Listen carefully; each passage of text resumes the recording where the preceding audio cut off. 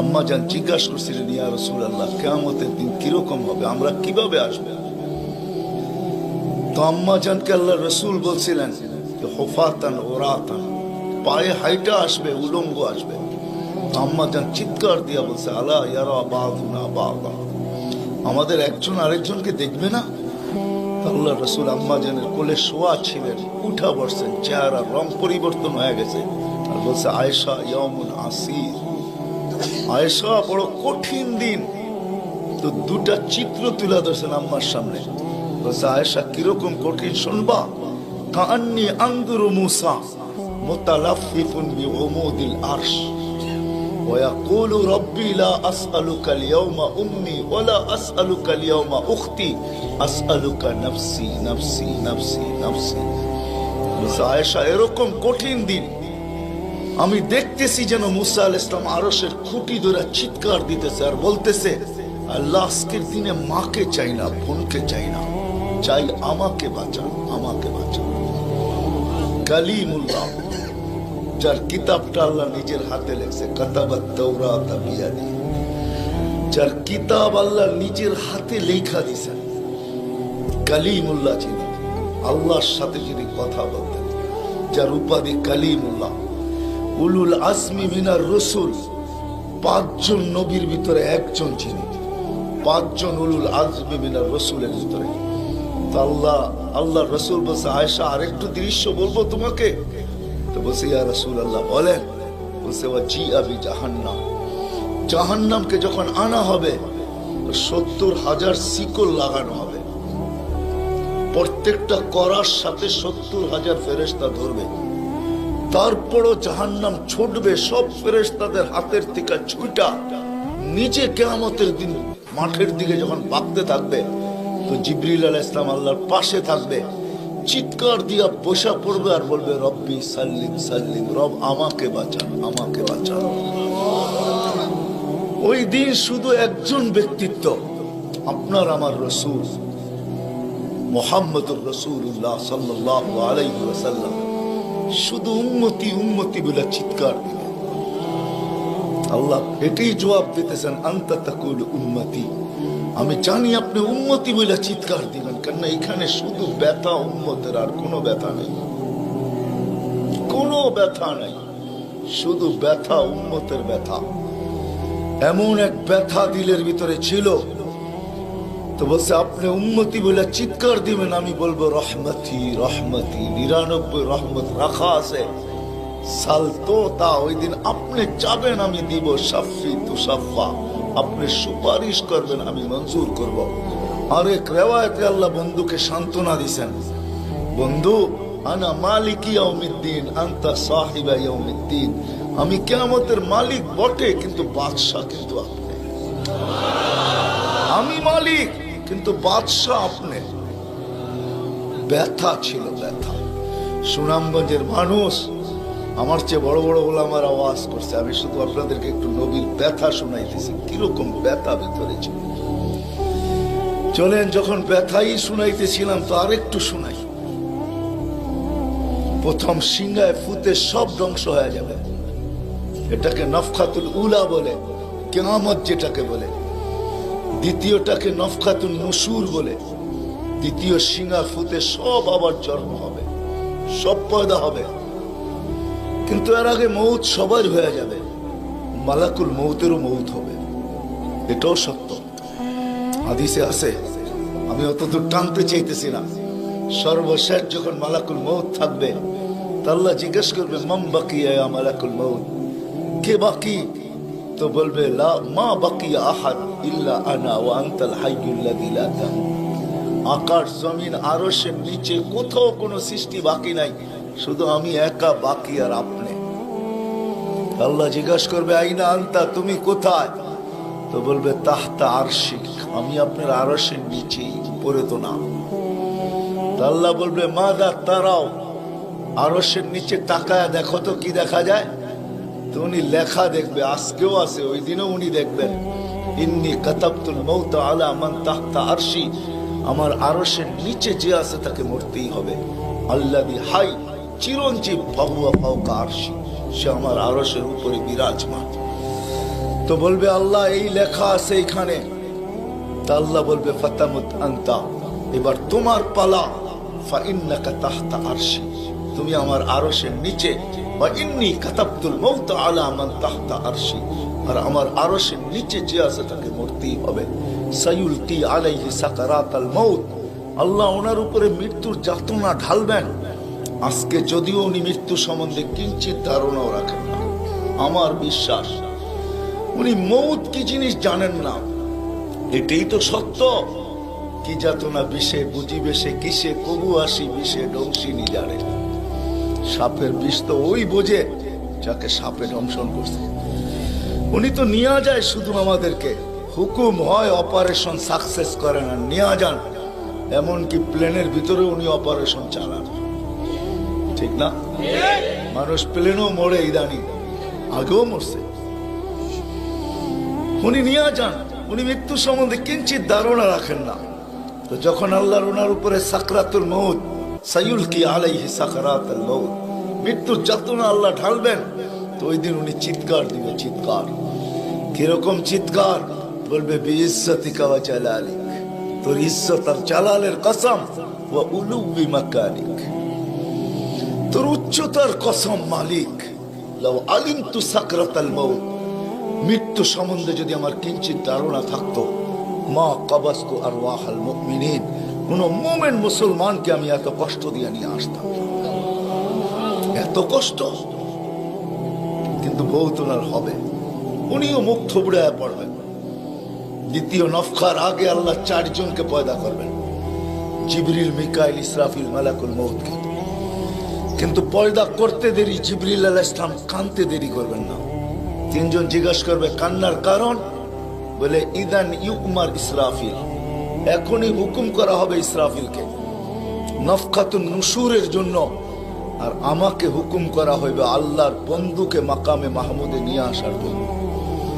কিন্তু আমি আমার মৃত্যুর পরে ভুলে গেছি উনার কবর কোথায়। তো 3 জন বলবে সহজ সমাধান, ফাসআলিল আরদা, তুমি জমিনকে জিজ্ঞাসা করো। তো জিবরিল আলাইহিস সালাম জমিনকে জিজ্ঞাসা করবে আইনা কবরা হাবিবার রহমান, আল্লাহর বন্ধুর রওজা কোথায়? তো জমিন উত্তর দিবে কাদ দাক্কানি আল্লাহু দাক্কা ফানাসিত, প্রথম সিংহায় ফুতে আল্লাহ আমাকে এরকম ধুনা ধুনছে, এরকম ছানা ছানছে। ছানা বোঝেন? ধুনা বোঝেন? এরকম ধুনা ধুনছে, ফানাসিত, আমিও ভুলে গেছি কোথায় রাখছি। এটা মাঝে মাঝে আমাদের সাথেও ঘটে। টুপি যাবে খোঁজে সারা ঘরে, ঠিক না? সারা ঘর মাথায় উঠায় ফেলে, হঠাৎ পকেটে হাত দিয়া দেখে টুপি আর জিব্বাটা কামড় দিয়ে বেরিয়ে চলে যায়, ঠিক না? নাহলে তো ঘরালার আবার এর মাথা খারাপ করবে, ঠিক না? আমাদেরও ঘটে, জমিনও ভুলে যাবে। ওই দিন আল্লাহ রসুলের কবর থেকে নূর বাহির হবে, নূর নূর নূর নূর, হাত্তা ইয়াসাদ আরশার রহমান, আল্লাহর আরশ পর্যন্ত পৌঁছবে। আজকে বাহির হয় না, আজকে বাহির হলে দুনিয়া দুনিয়া থাকবে না, শেষ। আজকে সুযোগ নাই, ওই দিন বাহির হয়। জিবরিল আলাইহিস সালামকে হুকুম করা হবে নিয়ে আসো মাকামে মাহমুদে, নিয়ে আস, যাবে। পরেরটা হইল সুনামগঞ্জের মানুষ বুঝার, যদি ভিতরে দিল থাকে তাহলে বুঝবেন, নাহলে বুঝবেন না। উনি যাবে, পর মারবে পর, আর বলবে তুমি হাবিব আর রহমান, আল্লাহর বন্ধু ওঠেন। তো আল্লাহর রসুল উঠবে, হাদিসের শব্দ ওয়াহুয়া ইয়াকুম ওয়া ইয়াবকি ওয়া ইয়াকুল, উঠবে কিন্তু কানতে কানতে উঠবে, আর বলতে বলতে উঠবে জিবরিল আইনা উম্মতি আইনা উম্মতি আইনা উম্মতি আইনা উম্মতি, আমার উম্মত কোথায়? আওয়াসালা শাফির জাহান্নাম, আমার উম্মত কি আমাকে ফাঁকি দিয়া পুলসিরাতের কিনারে চলে গেছে? তারপরে জিবরিল তুমি আমাকে উঠাইতে আসছো। তো জিবরিল কসম খাবে বিইজ্জতিল্লাহি ওয়া জালালি, মা শাক্কাল আরদা আহাদুন ইল্লা আনতা, আপনি ব্যতীত কেউ ওঠে নাই, উম্মত কোত্থেকে উঠবে? আপনি শান্ত হন, শান্ত, সান্ত্বনা দিবে, উঠবে, মাকামে মাহমুদে যাবে। কসম খোদার, ব্যথা আমি শুনাইতেছি আপনাদের, উঠবে, যাবে। কিন্তু মাকামে মাহমুদে বসবে না, শুধু ডাইন হাতটা রাইখা দিয়ে দাঁড়ায় থাকবে। আল্লাহ জিজ্ঞেস করবে, বন্ধু বসেন না? বলছে, না বসবো না। দাঁড়ায় আছেন কেন, হাত রাখছেন কেন? বলে, মালিক এই জন্য হাত রাইখা দাঁড়ায় আছি, এটা আমি মালিক। কিন্তু তাইলে বসেন না কেন? বলে, বসবো না। বলছে, কারণ কি কারণে বসবেন না? বলে, আমাকে বসায়া দিতে চান তাই না? আমি যদি বসি তো আমার উম্মতের জন্য ছোটবে কে, ভাববে কে, কাঁদবে কে? হাউজে কাউসারে যাবে কে? উম্মতের ঠোঁটে লাগায়া পেলা পান করায়া দিবে, পানি পান করায়া দিবে কে? মিজানের পাশে দৌড়াবে? পাল্লা যদি সামনে না ঝোঁকে তাইলে দুরুদের গাঠটি নিয়া, যা আমি আপনি পড়ছি নবীর উপরে দুরুদ, ওই গাঠটি গুলাকে নিজের কাঁধে করে নিয়ে চলে আসবে। প্রত্যেকের নামেরটা ইমাম কর্তুবী রহমতুল্লাহ আলাইহি লেখছেন, কিতাব মোতালা করেন, ওই গাঠটি নিয়ে আসবে, নিজে উঠায়া নিয়ে আসবে, উঠায়া। এই জন্যই বলছে আমার উপরে দুরুদ বেশি বেশি পড়ো। ডেলি পড়ো না তো জুমার দিন পড়ো, আকসিরু আলাইহিস সালাহ ইয়াউমাল জুমা। জুমার দিন বেশি বেশি আমার উপরে দুরুদ পড়ো, তোমাদের দুরুদ গাঠটির ভিতরে রাখা থাকবে। গাঠটি কিয়ামতের দিন যদি পাল্লা না ঝুঁকে তো আমি পিঠে করে উঠায়া পাল্লায় দিয়া ঝুঁকায়া দিব, ঝুঁকায়া। আবার মিজানের পাল্লায় পুলসিরাতের ওইখানে দৌড়াবে। বলছে, কে দৌড়াবে উম্মতের জন্য? যে কিয়ামতের মাঠে ব্যথা নিয়ে উঠবে, ব্যথা, ব্যথা নিয়ে উঠবে, ব্যথা। হায় হায়, যে মৃত্যু লগ্ন ব্যথা নিয়ে গেছেন, ব্যথা। কোনো ব্যথা না,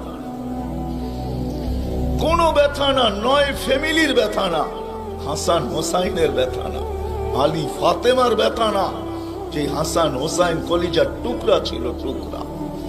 সুনামগঞ্জের মানুষ বুঝবেন কি বুঝবেন না জানি না, দুই ভাই আসছে আল্লাহ রসুলের কাছে, আয়েশা বলছে, নানা জান আপনি উত্তম না আমরা দুই ভাই উত্তম? সাইয়্যিদুল আউয়ালিন ওয়াল আখিরিন কে জিজ্ঞাসা করে, যার সুবাদে সমগ্র জগৎ তৈরি, যার রহমতের ছোঁয়ায় সব অস্তিত্ব পাইছে, আমিও আপনাও সমস্ত সৃষ্টি, আরে সমস্ত নবী রসুল যার রহমতের ছোঁয়ায় অস্তিত্ব পাইছে, তাকে নাতি দয় জিজ্ঞাসা করতেছে, নানা জান আপনি উত্তম না আমরা দুই ভাই? আল্লাহ রসুল সাদা সিধা জবাব দিচ্ছেন, আমি উত্তম, খায়রুল বাশার, আমি উত্তম। দুই ভাই হাসা দিছে। আল্লাহ রসুল জিজ্ঞেস করছে, হাসলা কেন? নানা জান জবাব হয় নাই। মানি আমরা দুই ভাই উত্তম। প্রমাণ? আপনার আব্বা আমাদের আব্বাজানকে চিনেন? তো বলছে, বলো তোমাদের আব্বাজান কে? আলিউল মুর্তাজার পুরা মানাকেব পরিচয়। আমি সিলেটও বলে আসছি, আমার বড় আফসোস লাগে, বাংলাদেশে হাজারো ওয়াজ হয় সারা বছর, কিন্তু আজ পর্যন্ত একটা ওয়াজের ব্যানার পাইলাম না যে শানে সাহাবা, শানে সিদ্দিক, শানে আবু বকর, শানে ওমর, শানে ওসমান। বহুত কম ব্যানার পাই শানে রিসালাত, আল্লাহ রসুলের শান। চিনি না বিদায়, রাগ হবেন না, আজকে চিনি না বিদায়। প্রত্যন্ত অঞ্চল সুনামগঞ্জের সাথে আজকে যোগাযোগ বড় ভালো, আপনাদের হাইওয়ে বড় সুন্দর, গাড়ি বড় স্পিরিটে চলে, কিন্তু একটা দিন ছিল এখানে যোগাযোগ বড় দুর্গম ছিল। বাতিল এই সুযোগগুলোকে ব্যবহার করছে। প্রত্যন্ত অঞ্চলের মানুষ নবী জানে না কাকে বলে, রসুল চিনে না কাকে বলে। আপনারা তো শহরের মানুষ, হায় হায় আপনাদের এই সুনামগঞ্জ পাওয়া যাবে বহুত মানুষ নবীর নামও বলতে পারবে না। রাগ হয় না, রাগ হয় না, পায়ে হাত রাখে। বিদায় বাতিল এটাকে সুযোগ হিসাবে ব্যবহার করে। নবীকে যখন চিনে না তো ভুল নবীর 2 নম্বর 22 নম্বর নবীর মালা তাদের গলায় পড়ায়া দেয়। কাদিয়ানি বানাইতে সুবিধা এই জন্য, নবীর পরিচয় যদি আমাদের বাচ্চা বাচ্চা জানতো, নারী পুরুষ জানতো, আমাদের স্কুল কলেজের ছেলেরা জানতো যে আমাদের নবী কে, তার প্রয়োজন কতটুকু, তার মর্তবা কত বড়, তাইলে কেউ এরকম দাওয়াত নিয়ে যাইতে দেরি, জুতার বাড়ি খেয়ে ফিরতে দেরি হতো। মুখ খোলার সুযোগ ছিল না আমার। আমার বড় আফসোস লাগে, দিলে ব্যথা লাগে, ব্যথা যে বাংলাদেশে হাজারো লক্ষ ওয়াজ হয়, জানি না হুজুররা দেখছে কিনা জানি না, শানে সাহাবার কোনো ওয়াজ নেই, শানে আলী, শানে ওমর, শালিয়া। হায় হায়, কথা মনে উঠছে, এই জন্য বলেই ফেলি আজকে। আলী রাদিয়াল্লাহু তাআলা আনহু বসা আল্লাহ রসুলের কাছে, দুইজনই বসা, আর কেউ নাই। আমি আপনাদের কিতাবের হাওয়ালা দিব, কিতাব দিব।